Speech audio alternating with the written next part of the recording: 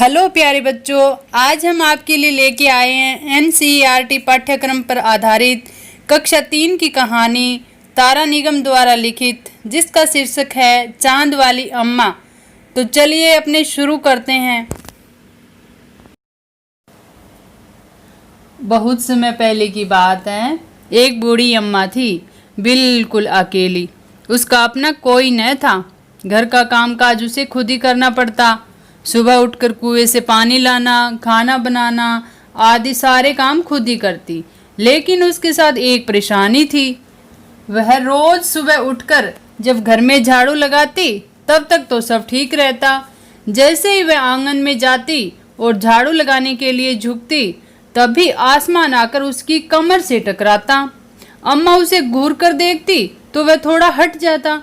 फिर वह जैसे ही दोबारा झुकती, आसमान फिर अपनी हरकत दोहराता। एक दिन, 2 दिन, 3 दिन, 4 दिन लगातार यही क्रम चलता रहा।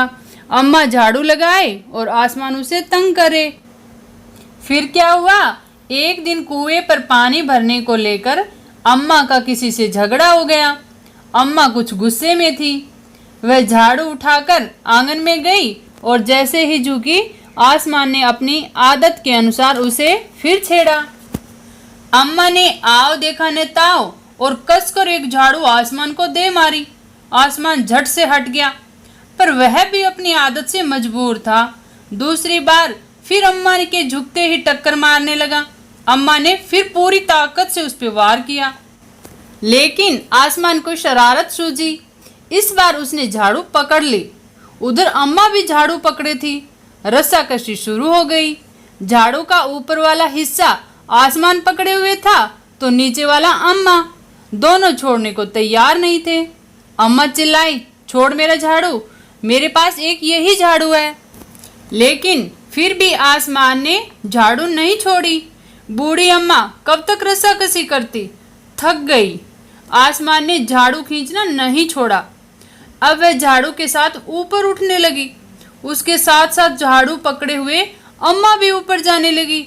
वह चिल्लाई, मुझे नीचे छोड़ दे। आसमान ने कहा, अम्मा अब मैं तुम्हें नहीं छोड़ूंगा, ले चलूंगा ऊपर, वहीं झाड़ू लगाना। लेकिन अम्मा अब झाड़ू नहीं छोड़ सकती थी, क्योंकि वह बहुत ऊपर पहुंच चुकी थी। तभी उसे वहां चांद दिखाई दिया और झट से अम्मा ने पैर बढ़ाया और चांद पर चढ़ गई, पर झाड़ू नहीं छोड़ी। आसमान को फिर शरारत सूझी। उसने सोचा, अम्मा तो चांद पर चढ़ गई है, यदि चांद उसकी मदद करेगा तो मैं हार जाऊंगा, इसे यहीं रहने दूं। ऐसा सोचकर आसमान ने झाड़ू छोड़ दिया। अम्मा झाड़ू सहित चांद पर रह गई। वह इतनी थक गई कि झाड़ू पकड़े पकड़े ही चांद पर बैठ गई और आसमान ऊपर चला गया। उस दिन से आज तक बूढ़ी अम्मा झाड़ू पकड़े चांद पे बैठी है। तो चलिए अब अपने अभ्यास प्रश्न करते हैं। तुम्हारी कल्पना से बूढ़ी अम्मा चांद पर क्यों चढ़ गई होगी? तो इसका आंसर होगा क्योंकि अम्मा के पास केवल एक झाड़ू थी। झाड़ू को वह छोड़ नहीं सकती थी। जब आसमान उसे खींचने लगा तो झाड़ू पकड़े हुए वह काफ़ी ऊपर पहुंच गई थी। तभी उसे वहां चांद दिख गया। झट से अम्मा ने पैर बढ़ाया और चांद पर चढ़ गई। अब नेक्स्ट क्वेश्चन है, चांद वाली अम्मा झाड़ू क्यों नहीं छोड़ना चाहती थी? तो इसका आंसर है क्योंकि उसके पास केवल एक ही झाड़ू थी। अब है चित्र में देखकर बताओ अम्मा के साथ कौन कौन रहता होगा। तो इसमें चित्र में देखना है आपको, बादल, चांद, तारे। आसमान बार बार आकर अम्मा की कमर से क्यों टकराता था?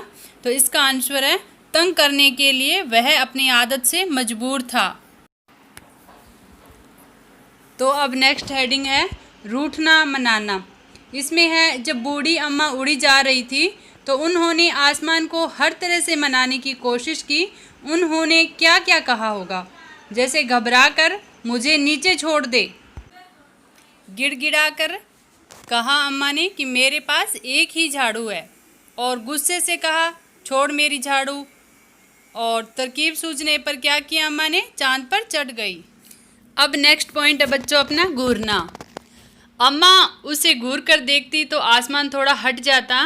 कब कब ऐसा होता है जब तुम्हें कोई घूर कर देखता है, जैसे मेरा दोस्त मुझे घूर कर देखता है जब मैं उसका मजाक उड़ाता हूँ। मेरे पिता मुझे तब घूर कर देखते हैं जब मैं शरारत करता हूँ या करती हूँ। मेरे शिक्षक तब मुझे घूर कर देखते हैं जब मैं कक्षा में बातें करता हूँ। मेरी बहन तब मुझे घूर कर देखती है जब मैं उसका सामान छेड़ता हूँ या छेड़ती हूँ। अब नेक्स्ट पॉइंट है बच्चों, दम लगा के हईशा। रस्साकसी के खेल में दो टोलियों के बीच में खूब खींचतान होती है। कुछ और खेलों के भी नाम लिखने हैं जिसमें दो टोलियां खेलती है, अपने आप भी लिख सकते हो, जैसे क्रिकेट, फुटबॉल, कबड्डी, खो खो। अब नेक्स्ट पॉइंट है बच्चों, साफ सफाई। घर की साफ सफाई करने के लिए किन किन चीज़ों का इस्तेमाल होता है? तो आपके घर में भी मम्मा दादी माँ सफाई करती है तो देखो इन चीज़ों का यूज होता है, जैसे झाड़ू, पोंछा, वाइपर, पानी, फिनाइल। किन किन मौक़ों पर तुम्हारे घर का सारा सामान हटाकर खूब ज़ोर शोर से सफाई होती है? तो ये तो बच्चों आप देखते हो घर में, जैसे होली दीपावली होती है तो इन पे खूब अच्छे से सफाई होती है। अब अगला क्वेश्चन है, ये मौके खास क्यों हैं? त्योहार हमारे जीवन में खुशियाँ लाते हैं। इस दिन घर में मेहमान आते हैं, बाजार से नए वस्त्र खरीद कर लाते हैं। इस दिन घर में खूब सारे पकवान बनाए जाते हैं। त्योहार भाईचारे की भावना बढ़ाते हैं। अब अगला प्रश्न है बच्चों, सफाई के काम से जुड़े हुए शब्द सोचो और लिखो। जैसे झाड़ना, इससे संबंधित है जैसे पोंछना, रगड़ना, धोना, लिपाई पुताई करना। अब नेक्स्ट पॉइंट है बच्चों, काम कौन करता है? बूढ़ी अम्मा अकेली घर में रहती थी, उन्हें घर का सारा काम अकेले ही करना पड़ता होगा। उन कामों की सूची बनाओ जो उन्हें सुबह से शाम तक करने पड़ते होंगे। यह भी बताओ कि तुम्हारे घर में ये काम कौन कौन करता है। जैसे बूढ़ी अम्मा के काम थे कुएं से पानी लाना, झाड़ू निकालना, खाना बनाना, कपड़े धोना। तो बच्चों मेरे घर में कौन करता है? माता। अब नेक्स्ट प्रश्न है बच्चों, तुम कौन से काम करते हो? अपने कामों के बारे में बताओ। जैसे घर के काम होते हैं, नल से पानी भरना, छोटी बहन के साथ खेलना, घर का सामान व्यवस्थित करना और मम्मा के घरेलू कार्य में हाथ मटाना।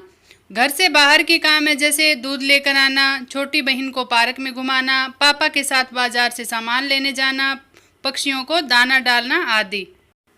अब नेक्स्ट प्रश्न है बच्चों, तुम बूढ़ी अम्मा की मदद किन किन कामों में कर सकते हो?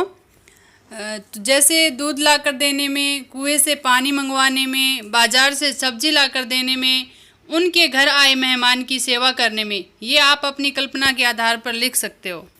अब नेक्स्ट पॉइंट है बच्चों, कितने नाम कितने काम। इस कहानी में नाम वाले और काम वाले कई शब्द आए हैं, उन्हें छांट कर नीचे तालिका में लिखना है। जैसे नाम वाले शब्द हैं चांद, झाड़ू, आसमान, अम्मा, और काम वाले शब्द खाना बनाना, कुएं से पानी लाना, झाड़ू लगाना, घर के अन्य कामकाज। अब नेक्स्ट पॉइंट है बच्चों, तुम्हारी शरारत। अपनी किसी शरारत के बारे में लिखो। तो मैंने यहाँ पर अपनी कल्पना के आधार पर किसी शरारत के बारे में लिखा है। ऐसे आप भी आपने कोई शरारत की उसके बारे में लिख सकते हो। अरे आसमान की शरारत तो कुछ भी नहीं, मैंने तो एक बार ऐसी शरारत की जिसके कारण मेरी पिटाई हुई। एक बार मैं अपनी छोटी बहन को पार्क में झूला झुलाने के लिए लेकर गया। आगे झूले पर एक लड़का झूल रहा था। मैंने उसे नीचे उतरने के लिए कहा, वह नीचे नहीं उतरा। हम दोनों में रस्साकसी प्रारंभ हो गई। फिर मैंने उसको ज़बरदस्ती नीचे उतारने की कोशिश की। वह नीचे गिर गया और उसके सिर में चोट लगी। फिर वह रोता हुआ अपने घर गया। फिर तुरंत उसको उसकी मम्मी पापा हॉस्पिटल लेकर गए और उसका इलाज करवाया। फिर क्या हुआ, उसके मम्मी पापा ने उससे पूरी घटना के बारे में पूछताछ की। फिर उसके पापा शाम को मेरे घर आए और उन्होंने मेरे द्वारा की गई शरारत के बारे में बताया।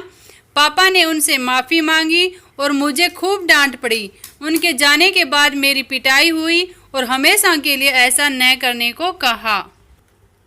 अब बच्चों कठिन शब्द जो पाठ में आए हुए हैं, जैसे जरा का अर्थ होता है थोड़ा, घूरकर, टकटकी लगाकर देखना, शरारत, बदमाशी या शैतानी, रस्साकसी, खींचतान। अब है बच्चों पाठ में आया हुआ मुहावरा, आओ देखा न ताओ। इसका अर्थ है बिना सोच विचार के। विस्मयादिबोधक चिन्ह प्रयोग। अब ये दो वाक्य दिए हुए हैं, इनके लास्ट में जो चिन्ह है वो विस्मयादिबोधक चिन्ह है। छोड़ मेरा झाड़ू, मुझे नीचे छोड़ दे। अब बच्चों, तुम्हें चांद में क्या दिखाई देता है? चित्र बनाओ। आपने चांद को देखा है, उसमें आपको क्या क्या चीज़ें दिखाई देती हैं? जैसे मैं यहाँ लिखती हूँ, चरखा काटती औरत, ऊबड़ खाबड़ पहाड़ियाँ, कुत्ता बैठा हुआ। इनमें से कोई चित्र आप बना सकते हो अपनी कल्पना के आधार पर, या जो भी आपको दिखाई देता है वो आप बना सकते हो। तो बच्चों, आपको हमारी वीडियो अगर अच्छी लगी हो तो लाइक शेयर ज़रूर करना, चैनल को सब्सक्राइब करें और अन्य वीडियो देखने के लिए डिस्क्रिप्शन से लिंक प्राप्त करें। और इस प्रकार की अन्य वीडियो लेकर हम आते रहेंगे। धन्यवाद। Bye bye.